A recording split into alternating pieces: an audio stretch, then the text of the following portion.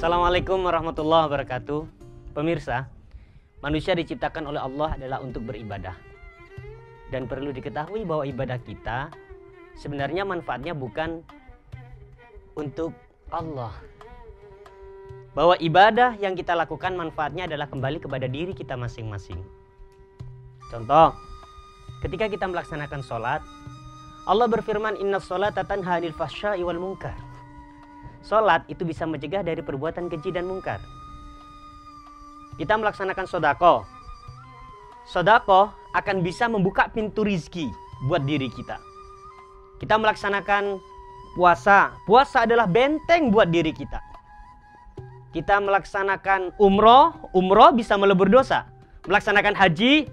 Haji mabrur balasannya tidak lain dan tidak bukan adalah surga Allah Subhanahu wa Ta'ala.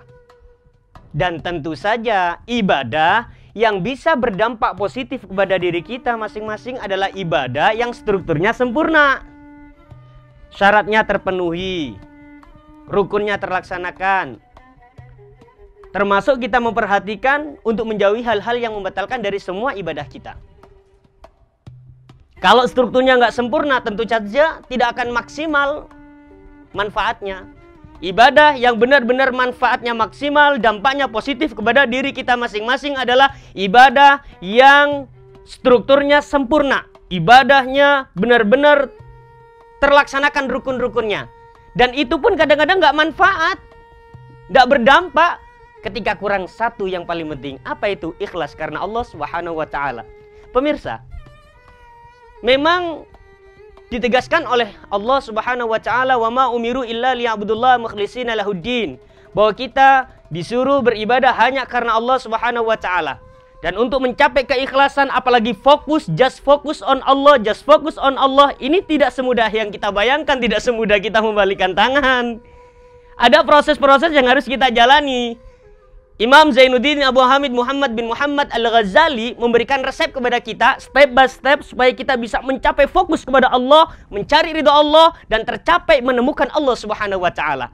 Proses yang pertama adalah takhalli. Apa itu takhalli? Membersihkan diri kita dari perbuatan dosa, membersihkan diri kita dari penyakit-penyakit hati. Taubat kepada Allah Subhanahu wa Ta'ala. Maka diperlukan kita bertobat dengan istighfar. Hati kita merasa bahwa kita benar-benar menyesal atas perbuatan yang pernah kita lakukan.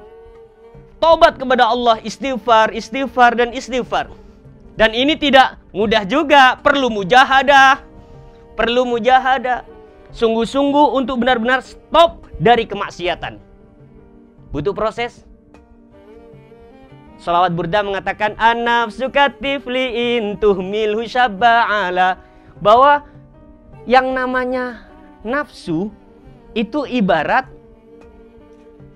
bocah kecil. Kalau bocah kecil ini kita misalnya usia 2 tahun tidak kita sape, dia akan terus minta netek sama ibunya. Usia 4 tahun, usia 5 tahun, bahkan usia SMA dia mau berangkat sekolah, netek dulu sama ibunya. Kenapa? Karena tidak dibiasakan untuk diputus. Makanya perlu diputus, butuh perjuangan. Ketika kita putus dia tidak menetek kepada ibunya, Masya Allah dia nangis. Kemudian dia berguling-guling, nangis. Ibunya juga susah.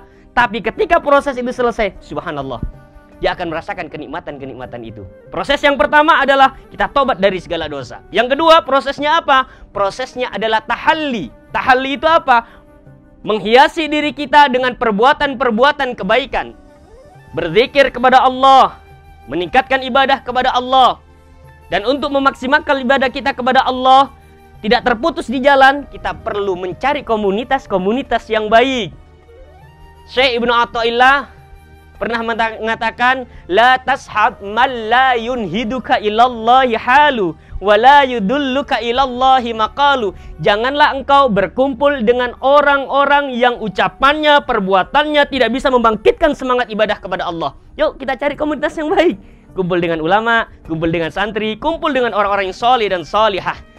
Yang terakhir, supaya kita benar-benar bisa sampai kepada Allah adalah tajalli, nampaknya pertolongan Allah Subhanahu wa Ta'ala. Insya Allah kalau proses itu kita jalani, Allah sendiri yang menolong kita. Mohon maaf, walafu minkum. Assalamualaikum warahmatullahi wabarakatuh.